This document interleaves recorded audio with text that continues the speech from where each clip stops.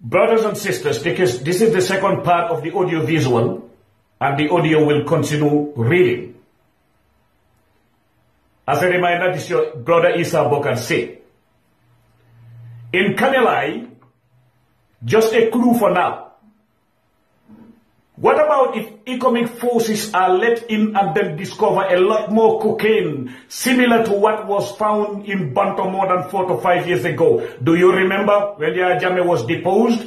When the Guardian and other newspapers said then the route or the conveyor belt or the conductor of cocaine transshipment from South America to West Africa is going to freeze. On the other hand, when some of us made reference to Tintiba, there were people who might not have known why. Didn't they discover the skeletal remains of Gambians in those swamps?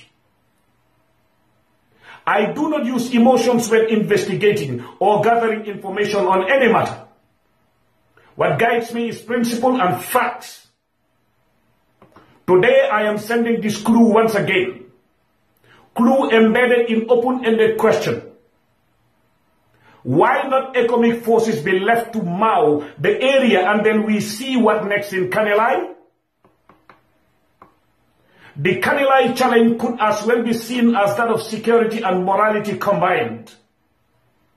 Are we going to allow hypocritical morality to sugarcoat truth? Remember, Yaya killed and tortured Jolas, more than Senegal and Gambia combined, and you know that. To those trying to see security as tribalism, have they forgotten when Yaya killed Alexandra Jima, spokesperson of the MFDC? Have they? But for certain buffoons, Yaya Jammeh is Jola, that is to be honored by them. His so-called kin say Yaya is a victim. Have they forgotten the death of Jasaja Kujabi from Dobong? Have they? Have they forgotten the death of Yaya's own brother? Here we are defending Yaya's own kin, his own blood brother, against his vicious nature. And you want to see unfairness in that? You want to see searching for recognition in that?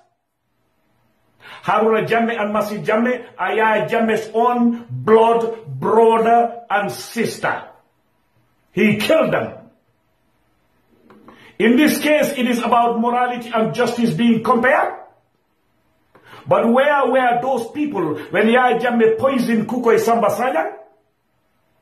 Worst of all, he refused Samba's remains to be returned from Dakar and be buried at Wasadu. Today, the son of Gambia from Wasadu is buried in Yoff, Dakar. Worst of all, he refused Samba's remains to be returned from Dakar to be just the same way he refused our dear brother Alhaji Bokarr Michael Balde's remains to be returned to Gambia. You call that person a victim?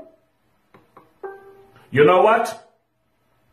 Who are these hypocrites and evil emissaries of Satan calling themselves defenders of a village whose inhabitants were killed more than any village in the Gambia? And those people in Kanilai know that. And let me tell you this today, not everybody in Kanilai likes Yaya Jammeh, and he knows it. And he caused it. As Kanilai resident, ask them who the blacksmith known as Kala was. Ask them who Kala was. Ask them from whose old man's farm Yaya used to send to ask them to bring him cassava sticks. Some people call it yucca roots in America. Ask Yaya himself. What we need now is a balance where understanding is needed more than suspicion and pollutants. For those who are wallowing in lost illusions, thus trying to turn it into tribal sentiments between Jolas and Mandinkas or Senegalese soldiers, I say to them, halt and listen. I will never side with anybody who will belittle Gambia, but truth is truth. To those narrow-minded hate mongers, let them not even think they will thrive. This is not about Mandinkas versus Jolas or Fulas versus Wolofs or something like that or vice versa. This is an issue of national security and justice. I have always said this. Yaya Jammeh's case is that of security and justice. Now the challenge lies between who manages the security part of it and the justice part of it. For those who see everything from the angle of nationalism or Senegal here and Gambia there, I challenge them to tell us who built the bunkers at Kanilai. It was CSE, a Senegalese construction company. That construction company was not headed by Jolas. It was headed by a Fula in the last name Sow. How could Yaya, the one who praised Senegalese citizens for helping build his bunkers and arch and the airport terminal, turn around today calling those Senegalese bad, and you want to justify that for Yaya Jammeh? Next, I challenge anyone who remains skeptical to brace up for new discoveries at Kanilai. Alongside, the new government should get devices that can detect skeletons in the ground. When they do, let them scan the entire territory at mile 2. Let them go ahead and then do so behind Parmasing along Bond Road and then see if they will not discover a lot more convincing clues. Sure, there are so many skeletal remains we are yet to discover. How could some people just forget yesterday and the bleeding herds of mothers, the crying of families, those sobbing on their pillowcases today, want to turn this and make it a tribal issue and a political one? Absolutely not. Get to Kanilai, get into Kanilai and see there and make sure that you go there seriously and see if you will not discover drugs and skeletal remains there. Do that. Find out who the Fulani shepherd Ba was and why he ran away from Kanilai. Ba lived in Kanilai for years. Short men will reveal more than we know when traced and given the due respect they deserve.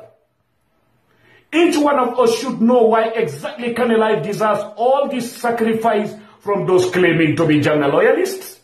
Kanilai is not a bad place. The entire population of Kanilai are not with Yaya Jammeh, and he knows that. Like I said, if they wake the demon in them to cause turmoil, some of us care less about being assigned by governments or not. This is a question of humanity. I am not after portfolios or recognition. What I am after is to serve humanity and serve truth. That's it. Thank you. We will come to translate it in our local languages now.